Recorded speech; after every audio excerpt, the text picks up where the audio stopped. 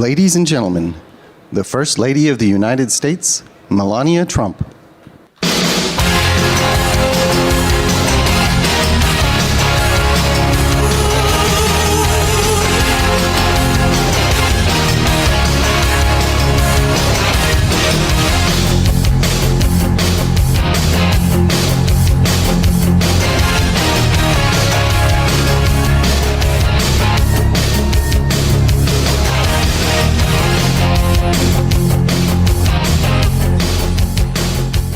Good afternoon. Hello. And thank you for your warm welcome. The President and I are grateful to be with you, to honor the passion you share through unmatched bravery, resilience, and service to our great nation. Thank you for defending our freedom. It is with immense pleasure for me to address the Fort Bragg and Pope Army Airfield community today. To our great armed forces of the United States stationed all over the world, I have a nostalgia-filled message. Happy Valentine's Day. Love letters have symbolized the union of patriotism and family devotion among our soldiers for 250 years. The harmony of love of country and love of family is what makes us uniquely American. It is very balanced, which strengthens our military and builds our communities. And now, it is my distinct honor to introduce your Commander-in-Chief, our leader who maintains a mission of peace through strength, President Donald J. Trump.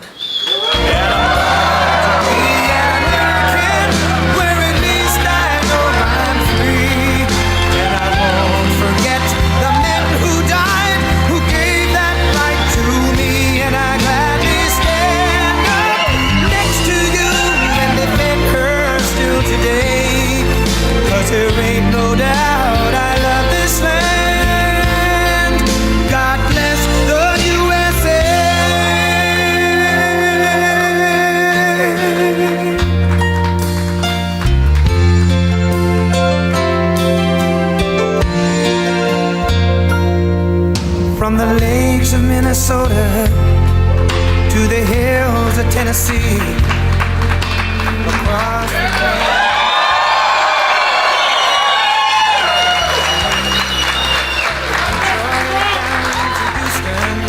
Thank you, everybody. I love that song. I must say, I was really referring to the song. They turned it off. That's terrible, but that's all right. Honey, thank you very much. Appreciate it. Please. So we have an amazing group of people before me, amazing, and very proud of you. Somebody said, I was just watching a little news coming down, they said, oh, it's amazing he can find the time in his busy schedule. Believe me, you're the time. My schedule's not the time. Although we do have a couple of interesting things happen. We just had fantastic reports on inflation, way down, costs of products, way down. We inherited a mess. Total mess, and now it's really coming along. We have the greatest numbers that we've ever had. We're hitting all-time high stock numbers. We're hitting all-time high S&P and Dow numbers. You saw that a few days ago at the end of the first year. They said that it was going to take maybe 4 years, the end of the term, to hit 50,000 on the Dow. We did it in 1 year. And likewise, to hit 7,000 on the S&P was going to take at least 4 years, could be 5 or 6. We did it in 1 year. So, and all I know is forget about the stock market, forget about Wall Street. Your 401ks are doing very well. I don't have to ask you. Is anybody doing poorly with their 401k? If they were, you're a pretty bad investor, I'll tell you. But I want to thank Melania. Our country is truly blessed to have such a phenomenal First Lady. And now she's a movie star on top. Can you believe? She did a movie. It's the hottest thing you've ever. It's crazy. Congratulations, by the way. Very good. You know who loves that movie? The ladies. They go see it 3-4 times. That's what I heard. They go see it with the husband. Husband really likes it a lot, but the women go back and see it. But she's a great first lady. And I'm thrilled to be back on one of the greatest and most celebrated military bases in the history of the world, Fort Bragg. We have your name back. We got your name back from the radical left. The radical left is not happy about it. It's another reason you have to vote for us, because they'll change it back to whatever it might be. This is the home of the legendary Green Berets, the home of the Sky Dragons, and the All-American 82nd Airborne. And in particular, I hear that we are joined by many exceptional soldiers from the 1st Brigade Combat Team, also known as the Devils in Baggy Pants. What's that all about? The Devils, they are devils. And you are devils, I will say. And I have no higher honor in life than to be your Commander-in-Chief. I'm so proud of you all. And so let me begin by saying a very, very big thank you to our great warriors and the men and women of the United States Army. Unbelievable. Very special thanks also to all of the incredible military families who are here today. You know, without that family, our soldiers would not be the same. It's a whole big deal. I don't think they get enough credit, but they do get credit with me. That's why I sent you 1776 a couple of weeks ago, a little while ago. We had a lot of money coming into our country from tariffs, and I said, let's send a little to our, so, you know, they came in, they said, sir, we can do 1,775. I said, oh, that's good. They put the number. I said, you know, if we add one more dollar, it's 1776. I said, add a dollar. Add a dollar. Did everybody get 1776? I think so, right? You think the Democrats would have done that? Forget it. But it's really because of your incredible sacrifices to keep America safe and free. There's nobody more respected than the people in this room. We're also joined by General Gregory Anderson, General Brandon Tagmeyer, Secretary Howard Lutnick, Senator Ted Budd. He's doing a fantastic job, too. Members of Congress, Mark Harris, Pat Harrigan, Brad Knott, David Rouser, Addison McDowell, and your own congressman from right here in the district, a really great guy. He's a real leader, too. Richard Hudson. Where are they? Where are they all? Look at them. They're all dressed up. They have to be nice to you, because without your vote, forget it. They're out of commission, right, fellas? But what a good job. And Richard, this is your area. Congratulations. He's always bugging me for more money for Fort Bragg. I said, Richard, get off my back. And we're going to do that. You know, they're talking about a big compound, right? And we're going to get that done. We're going to get it done for you. Now, if the Democrats get in, it's not going to happen. I guarantee you that. But we're going to get that done. That's your number one priority, I think. Richard Hudson. So you have another man who is running for the Senate, who is phenomenal. The only thing is, he's not as well known. He was behind the scenes. He was the head of my 3 campaigns. I won all 3 times here by a lot. It wasn't even close. And he was responsible, along with Laura Trump. Laura is fantastic, born here and loves the area, but they work together. But Michael Watley, if he's here, I don't know. Michael, will you come here for a second, please? He's running for the Senate. And if he gets in, you're going to be taken care of. If he doesn't get in, we're going to be stripping the military like they always do, the Democrats. This is a man who was the head of North Carolina. So he did so well that I said, who is that guy that did so well? Because when it came time to picking the head of the Republican Party, I picked him. And you saw what happened in the last election. We won in a landslide. We won every swing state, all 7 swing states. We won by millions of votes, the popular vote. You know, the first time I won, but they say I didn't win the popular vote. You know I did. I won it by a lot, but they say I didn't. So every time they'd introduce Donald Trump, who didn't win the popular vote, but he, you know, whatever. I said, I don't ever want that to happen again. But we did. We won everything. And this is a man that was in charge of this state. He did so well here. There was nobody else that I even considered to run the RNC. That's the whole country. And we had a big, big victory just recently that you know very well, a victory like they've never seen. So I'd just like you to say a couple of words, Michael. Congratulations. Thank you. Good to see you. In 2015, Donald Trump came down an escalator and said that he was going to make America great, that he was going to protect our country, that he was going to make sure that our men and women in uniform had what they needed to protect our interests and our allies around the world. And North Carolina stood up and said, that's our guy. And in his term in office and in this term in office, there has never been a president who has fought for Fort Bragg, who has fought for the men and women in uniform in North Carolina, as well as our veterans, more and harder and better than Donald J. Trump, our 45th and 47th president of the United States of America. I am thrilled that he has asked me to run for Senate in North Carolina and is giving me an opportunity to represent you and to fight for you and every other base that we have in this great state to protect our interests, to make sure that America and our allies are going to be protected. Because the highest, most important function for any government is to keep its communities and its citizens safe.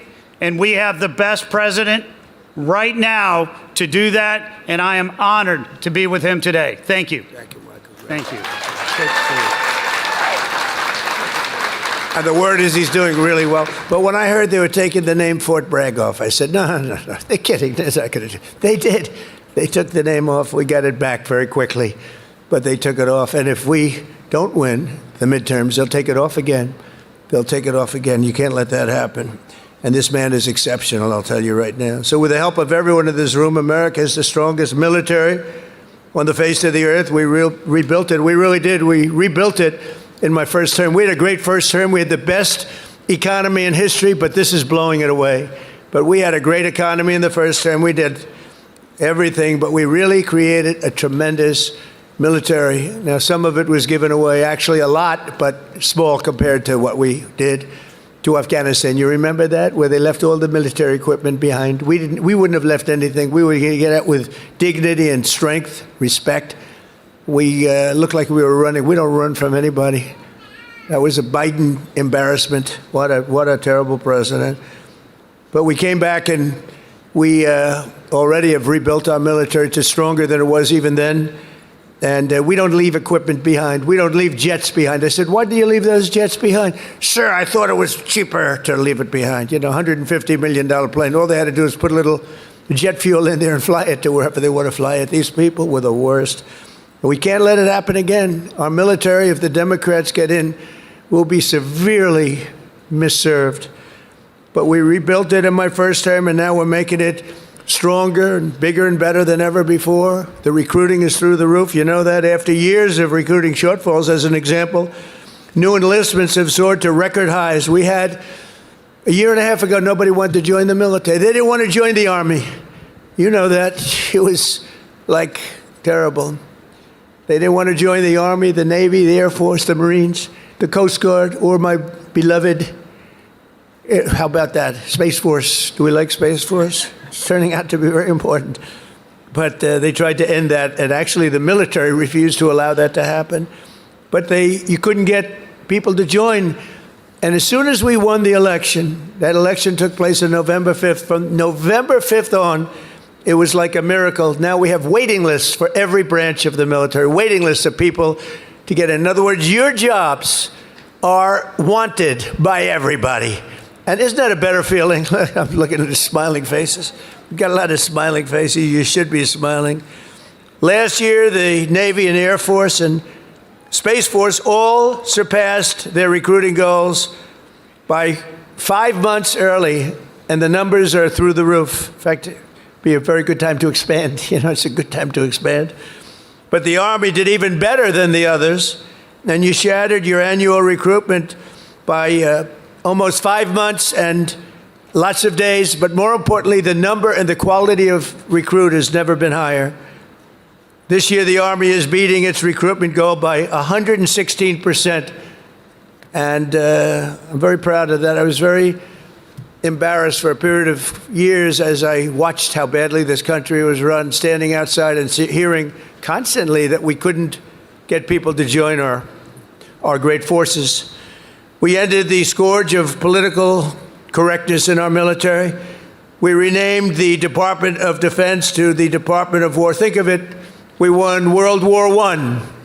We won everything. World War II, and everything before, during, and a little bit after, except we fought a little bit differently. We fought to be politically correct. We were a politically correct force with the presidents. But now we have a real force, and you see that with what we did in Iran with the B-2 bombers. A lot of you were involved in that. And what we did recently in Venezuela, nobody ever saw anything like that happen. A Venezuelan general who was on the site, but he moved out fast enough that he lived, because most of them didn't. But he was on the site. He said, we were totally prepared. We saw the planes coming. We saw everything coming. You know, they're a good, strong force. And he said, we got hit like nobody's. They were hit from 17 different directions. They said, there's never been anything like that. It was over in like literally a minute. Everybody was running for the hills. And that's what we have. We have the strongest military in the world by far. We have the best equipment. We have the greatest people, soldiers. We brought back merit as the sole consideration for advancement and promotion in our military. We won the Supreme Court case, shockingly in that case. It took courage to come up with that decision. It's based on merit. Now you want to get into a college, it's based on merit. It's not based on anything else. You want to get into the military, you got to have a little muscle. You got to be strong, like these people here. It's like you're like central casting. I'm looking at all these beautiful-looking people, but you have to be a certain type to do well. And we were taking anybody that wanted to get in because we wanted to be politically correct. No, it's based on merit now. You get into the military based on merit, and other places also based on merit. There might be advantages to other people in other fields, but this is all based on merit. As long as I'm president, we will be the best led, the best trained, the best equipped, the most disciplined, and the most elite fighting force the world has ever seen. That's what we've turned out to be, and everybody knows it. They all know it. Every country knows it. I speak to all of them. They know exactly what they would be up against. Hopefully we'll never have to test them. And because of our strength and because of what we do, we probably won't have to be tested.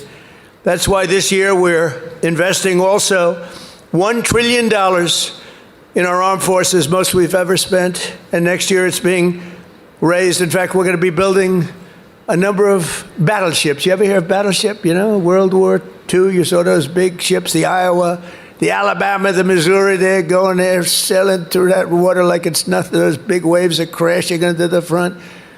The hulls are made of 7 inches of steel, not aluminum. Aluminum's fine, by the way. I don't want to hurt the industry. We're doing very well. But I'll take steel. And it's going through those waves like it's a hot knife through butter, right? And it was incredible. It was a great thing. It was a great act of beauty when you looked at that, the scenes, Victory at Sea. I don't know if has anyone ever seen Victory at Sea? Probably the ones that have would have joined the armed forces when you have, but Victory at Sea. And you looked at those battleships. So now we're building 10 of them, initial order, 10. And I said, what about reinstating the old ships? We have some of them in dry dock. Some of them are museums right now, like the Iowas and Rancho Palos Verdes in California. You have a couple of them, and they're still very powerful looking to me.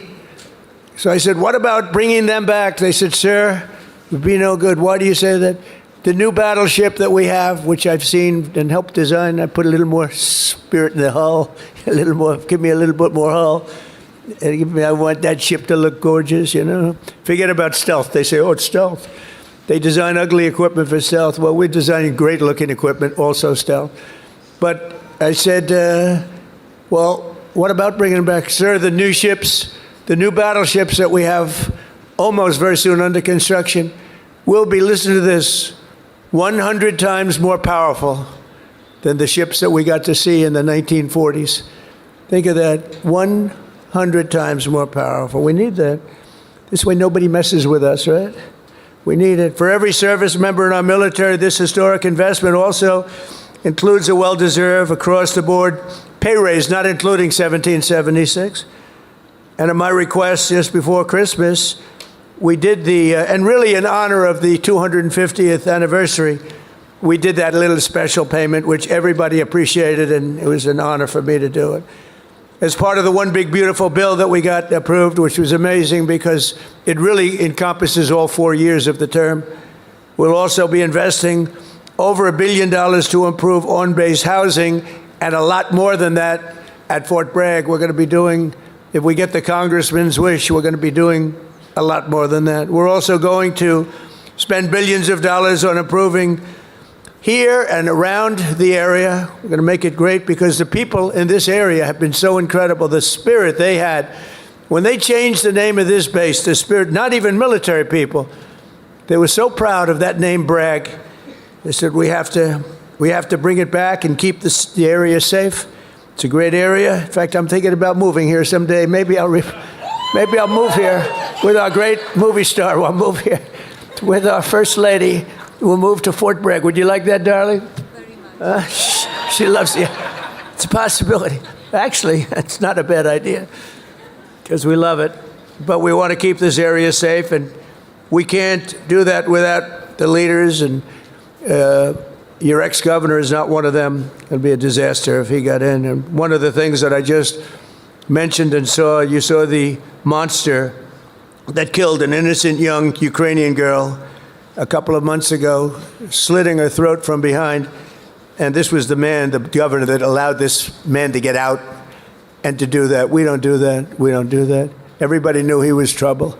Many, many crimes. One of the worst pasts I've ever seen. And she sat down. She had her throat slit.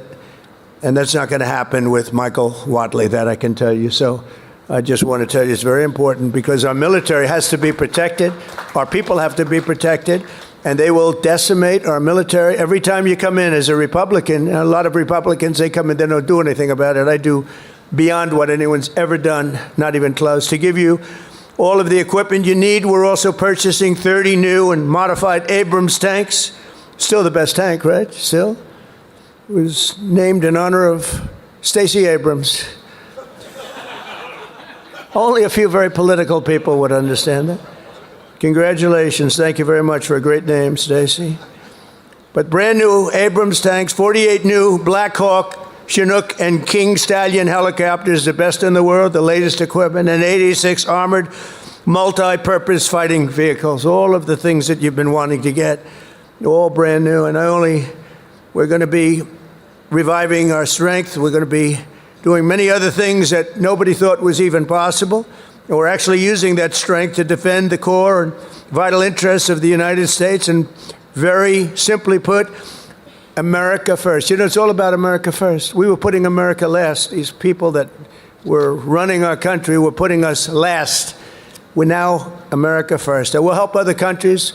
We have a very good relationship with NATO, but NATO took advantage of us for many years. We were paying for almost 100% of NATO. Now they're paying their own bills. I got them to pay. We took them from not paying 2% GDP to paying in full 5% GDP. Big difference, like day and night.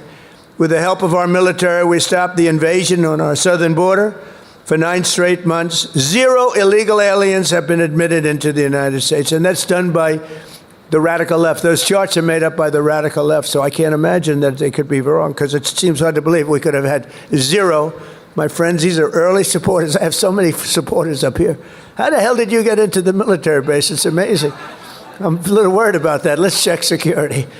But no, I have so many. You know, I have women from North Carolina. It's about 50 or 60 of them. And they followed me all over the place. Where are they? Here? They got to be here. Oh, yeah, there they are. They're great. Oh, there they are. There are sometimes 50. And I don't know what the hell's going on with their husband, because they're, you know, traveling to California. They're all over the place. But they've gone to almost 200 rallies. And it's so great. It's so great. We have Susie Wiles here also, who's the first female chief of staff, and she's done a fantastic job, and she's standing right next to those great patriots from North Carolina. No, they would go all over. It didn't matter where I was. Sometimes I'd see them, like, I made a speech in London. They ended up being, they must be pretty wealthy. That's all I know, because they do a lot of traveling. But thank you very much for being here and for your support for years, because they were there right at the beginning. 2015, even 20 2015, before we started. Some of them were there before I even announced. They said, he'll be a good president. We need a good president. But they're amazing patriots. Thank you very much. Appreciate it. And last summer, I ordered devastating strikes on Iran's key nuclear facilities and something that was called Operation Midnight Hammer. That's exactly what it was. 1 o'clock in the morning at midnight with no moon. You couldn't see a thing. And I got the message, sir, they have entered Iranian airspace. And I got to see it all take place. It was amazing. The B-2s, the flying wing. And I didn't understand the B-2s until then, but now I understand it very well. So does he. We just ordered a lot more. The super-duper new model, right? But they flew in. They were totally undetected. And those pilots, I met the pilots. I had them down to the White House, in the Oval Office. I gave them all medals, actually. And I said, did you really like doing this stuff? They're flying into very hostile territory. And they said, sir, we couldn't wait. In fact, they wanted to wait. You saw that what was happening. People wanted to wait. And the pilots and their commander called me and said, sir, we're ready to go. Don't worry about that. That weather's nothing. We want to go, sir. We want to go. Now, if it were me, I'd say, take it easy. Let's relax. But, you people have a lot of courage. Amazing, amazing. So we gave them medals. But that was Operation Midnight Hammer, achieving total obliteration of the Iran nuclear potential capability, totally obliterated. And think every single one of those 100,000-pound bombs hit its target, which happens to be an air shaft that goes directly into the facility. I don't think they'll be building air shafts anymore. That's not a good concept. They wanted to get a little air. They wanted to get a little fresh air. It didn't work out too well. No other country on earth could have done what we did. No other country has the weapons. No other country has the skill. No other country has the guts. And no other country has the extraordinary warriors that we have. We have the best warriors in the world. Because you can have the greatest equipment, but if you don't have the warriors, the equipment doesn't mean much. Last month, we proved this truth once again when some of our greatest soldiers, right here, to ever live, frankly, successfully captured the outlaw dictator of Venezuela, Nicolas Maduro, and brought him back to face American justice, where he's now, right now, waiting. And that was an amazing night. People saw that. They've never seen anything like it. It's a pretty military country. It was a big base, one of the biggest bases in South America, where he lived. And it was in a matter of minutes before he was on a helicopter being taken out of there. They had to go through steel doors. The steels were it was like paper mache. You know what paper mache is? That's weak paper. These guys blasted through every door. They got up to him before he got to the big safe, but that wouldn't have worked either because they had equipment that was going to knock that out in a matter of minutes. But he never got there. It went so fast. Think of it, in a matter of minutes, when people realize what happened, they're looking up and there's the helicopter heading back to aircraft carriers. So that night, the entire world saw what the full military might of the U.S. military is capable of. And that was a unbelievable operation, but that was a smaller operation. But it was so precise, so incredible. Nobody thought a thing like that could happen. They even talk about the discombobulator because they never got a shot off. The Russian equipment didn't work. The Chinese equipment didn't work. Everyone's trying to figure out why it didn't work.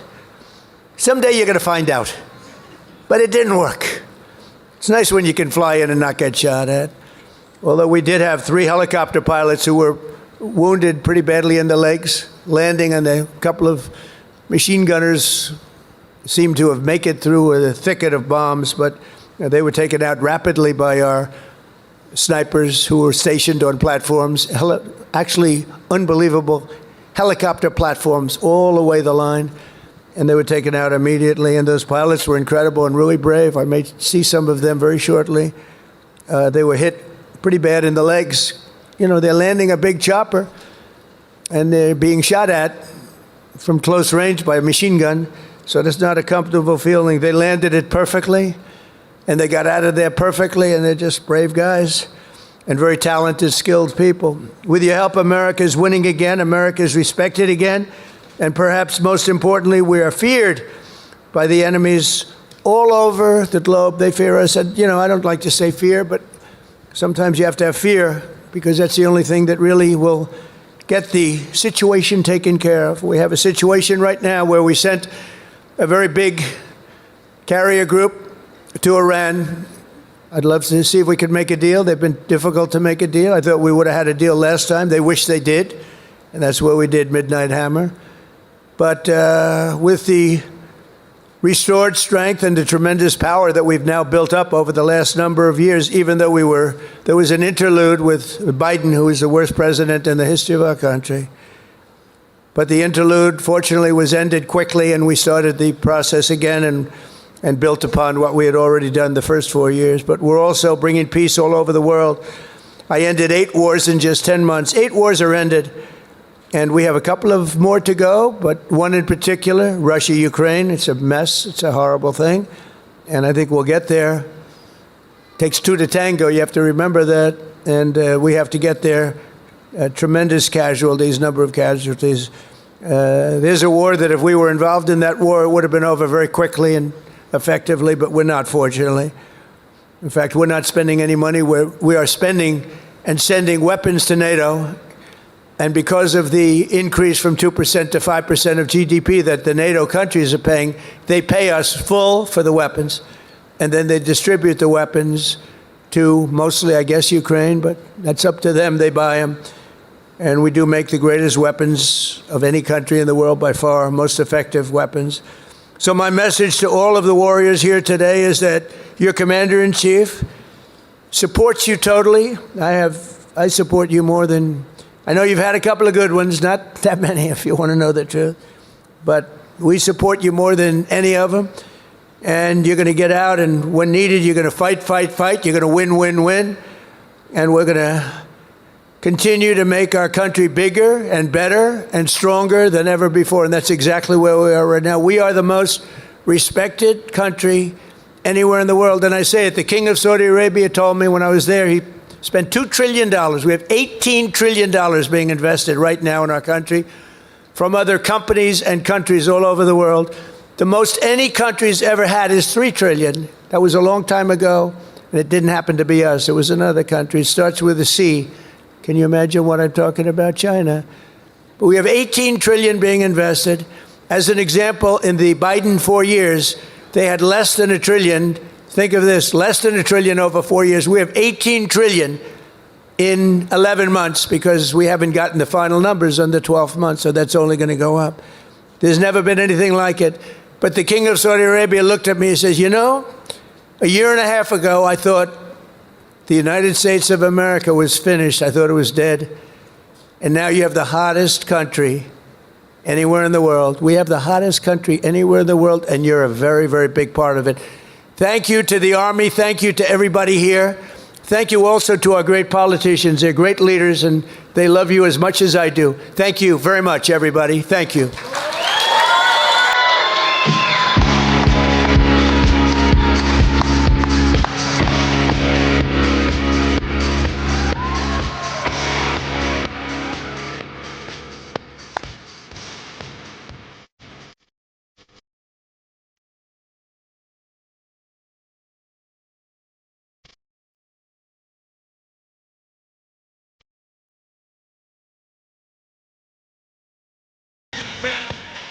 There's no need to feel down. I said, yeah. Get yourself off the ground. I said, yeah. Put you in a new town. There's no need to be unhappy. There's no place you can go. I said,